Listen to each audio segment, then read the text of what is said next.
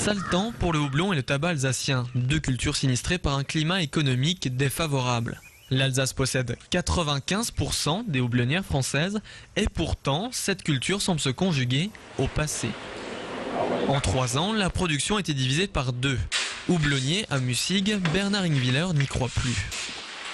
Nous avions vocation ici en Alsace d'abord d'approvisionner les brasseries régionales et puis nous avions un grand contrat d'exportation dans tout le monde et particulièrement en Amérique où 60% ont été exportés en Amérique. Le principal client américain du houblon, Anheuser-Busch, a rompu son contrat avec les planteurs européens. Raison évoquée, prix trop élevé en raison d'un taux de change euro-dollar défavorable. Les conséquences sont profondes parce que cette variété unique, spécifique, en grande partie destinée à cet acheteur. Du financement.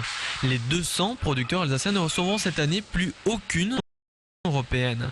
C'est une perte sèche de revenus. Ces soutiens représentaient quand même près de 50% du chiffre d'affaires global de l'exploitant. Qu'on en discute ou pas, mais la manière dont on fait une réforme et aussi radicalement arrêter un système d'une année sur l'autre, sans permettre une adaptation quelconque, etc., c'est quand même très discriminatoire en termes de politique. Comme pour le houblon, l'Alsace est leader dans la production de tabac en France. Comme pour le houblon, la crise laissera des traces indélébiles chez les tabaculteurs. Il ne faut pas se leurrer, ce sera de toute façon très difficile. On s'attend à des changements très radicaux.